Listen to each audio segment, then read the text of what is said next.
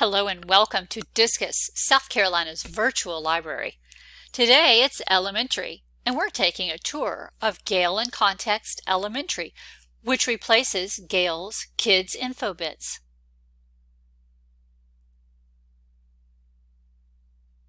You will find Gale in Context Elementary on our website from the A to Z list simply by clicking on the letter G. And you'll find the entire suite of Gale in Context to which we subscribe: Gale in Context Biography, Elementary, and Opposing Viewpoints. You may also find by grade level. If you click on grade level, you'll be able to find the Gale in Context Elementary alphabetically in the list of elementary school databases as well. Today we're covering content and navigation, search options, features, and citation and delivery tools of the new database. You will find immediately that Gale in Context Elementary builds on Kids InfoBits. It retains the content of over 16,000 images, videos, book excerpts, news and magazine articles, and includes Gale content. You'll also find your familiar tools with your Microsoft and Google integration, your highlights and notes tool, listen aloud features, translation, text size adjuster, and citations. And a bonus is any links that you've used in Kids InfoBits that are linking to your LMS, your Google Classroom, or to other electronic documents are still going to continue to work. What's new in Gale in Context? Well, in addition to all of those content and features mentioned, you have new navigation, content, and tools. You have a visual topic tree with subtopics, as you see here on the right. You can conduct separate searches by news, pictures, and videos that you see here in the blue navigation bar. And you have the ability to search by lexicons in your advanced search. You also have added Gale topics pages, which give students a great general overview of a topic that they may not have explored before. And it's also scalable by level 1 and level 2 reading levels. Some of the tools that have been added is a sound off option, sound off, sound on, that you see here just under the blue ocean picture here. This would allow the student to hover over various parts of the website and hear the text pronounced, such as for animals, literature, social studies, etc.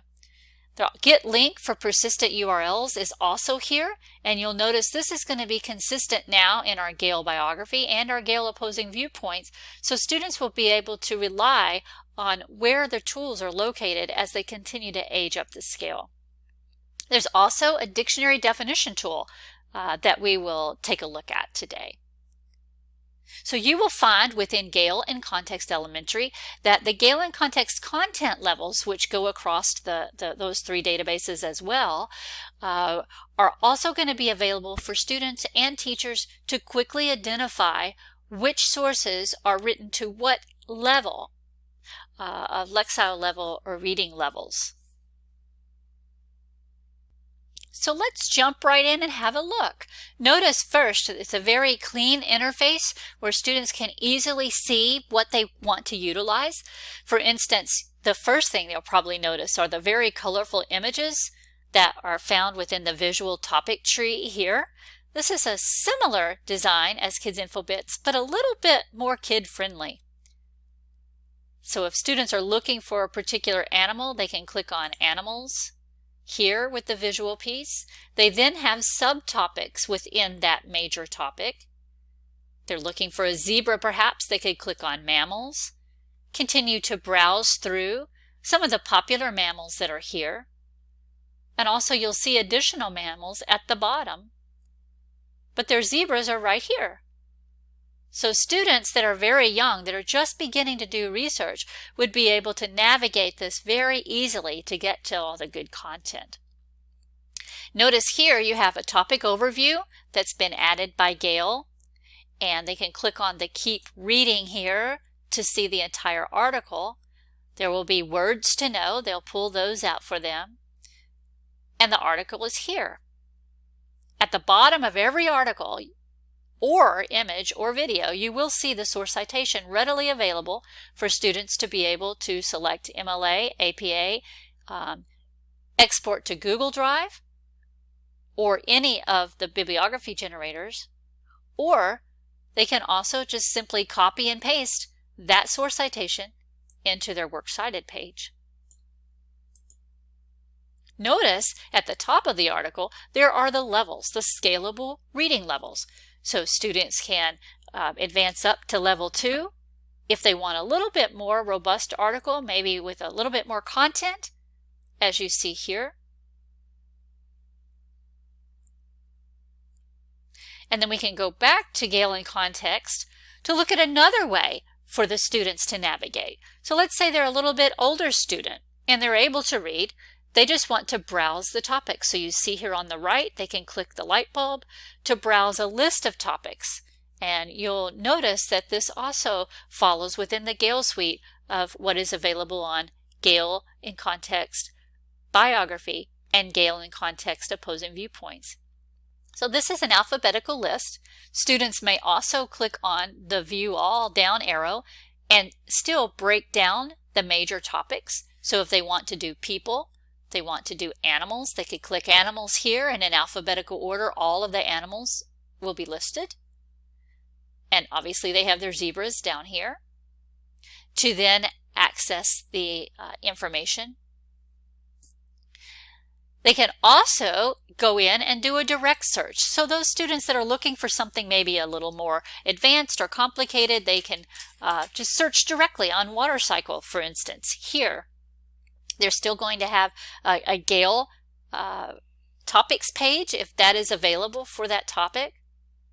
They'll have quick facts that they could pull easily into a presentation. And notice this is the part you're going to recognize very familiar with the Kids InfoBits interface, and that was that they broke out the content types. So if students were looking for one image, one video, and a magazine article, for instance, they're going to be able to still have the ability to see the breakout of those. One thing you want to make sure you remember to tell your teachers and students is they're not limited to just these 3 or these 3 magazines. Notice there are more book articles here in the right-hand corner of this bucket, more magazine articles, and more pictures as well. So once a student clicks on one of the titles here, or maybe more magazines as we could go here, you're going to see they have additional options. So if they're finding out that there are actually 20 magazine articles here, they can filter those with all of the result filters on the right. So if they do want to filter by content level at this point, they could filter this way. They could filter by document type, as you see here, or by publication date if they want the most recent information they can find, for instance. So all of those capabilities are available to the student and the teacher once they've clicked on the type of information that they're looking for. Notice across the top, they still have a breakout to tell them they have 9 book articles, 3 pictures, and 2 videos. So they can always see at hand other content that they can find in other content types. So once a student goes into an article that is of interest to them here, we can just go ahead and click on the water cycle here. You can see that the source citation again is available. This is a level 2. They can still use all of their functions to listen aloud, make the text smaller or larger, translate it to another language, and then you can easily click on the very last one here, which is article info, to be able to see what that Lexile measure is for that particular resource.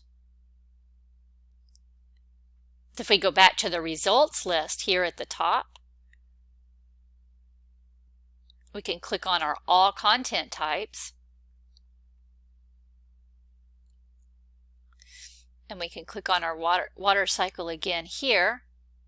Actually, that I clicked on the Kids InfoBits. That's actually the source piece that tells you where that information came from.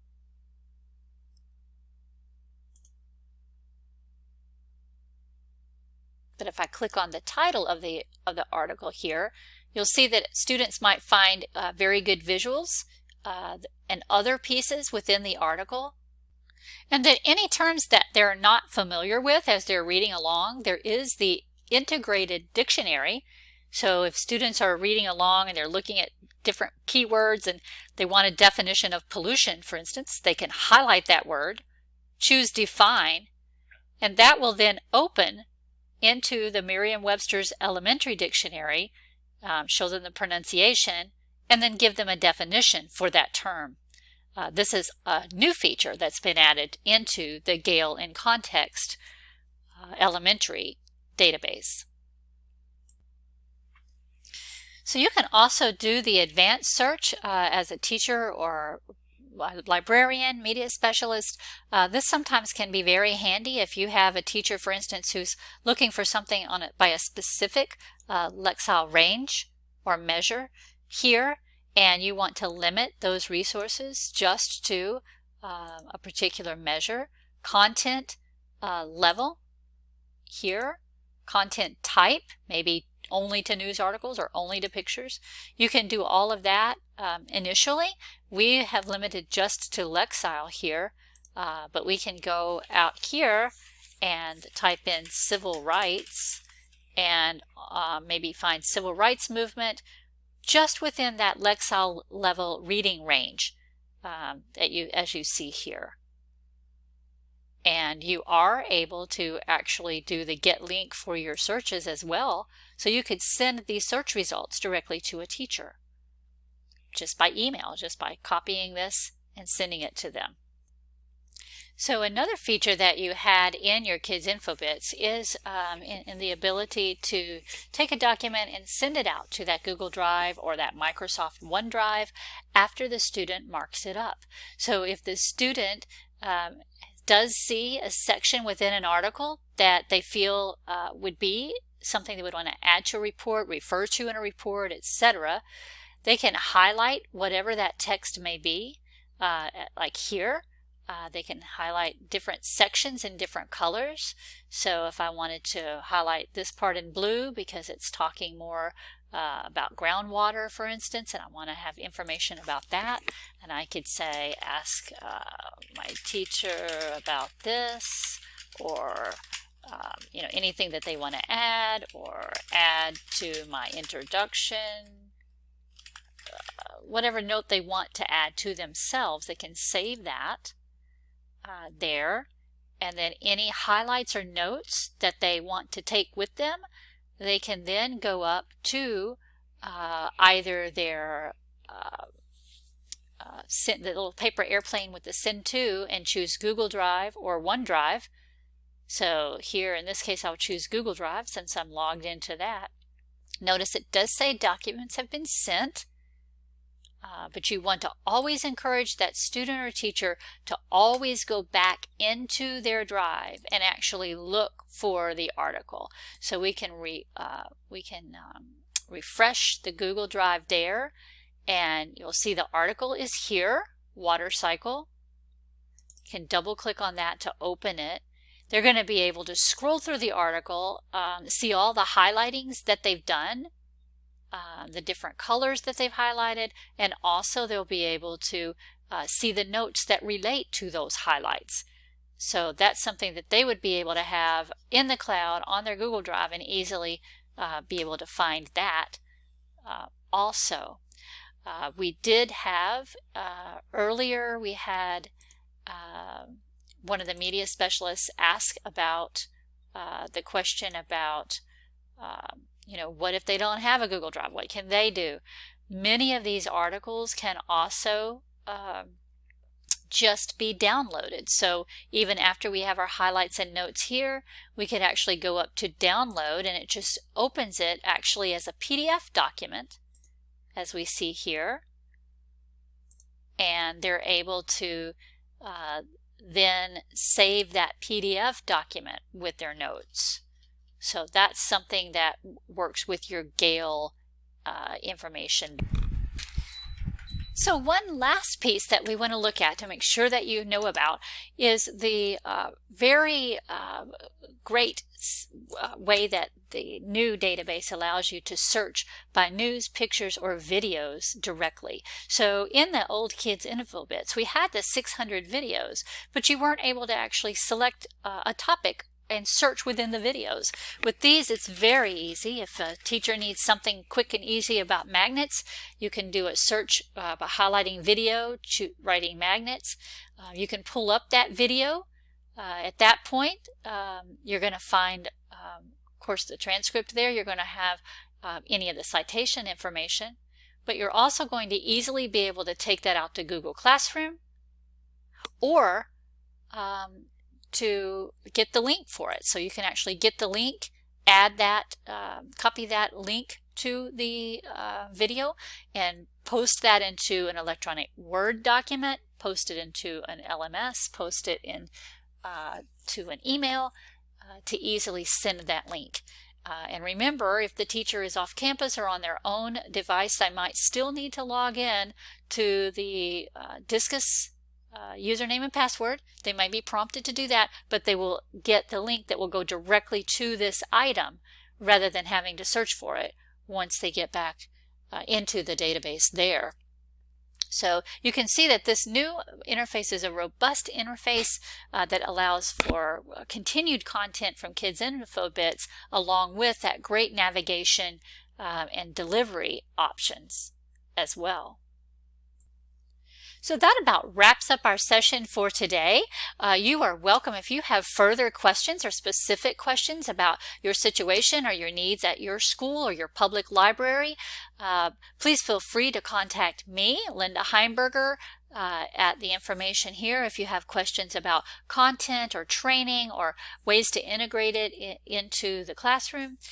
Contact Desiree Thomas, our new customer support specialist, there at the Discus office email address if you have any technical issues or things aren't working as they should properly. And you can also contact Miss Patricia Sinclair. She is our electronic resources director, and you are welcome to recommend maybe other sources that we might want to consider for the Discus platform.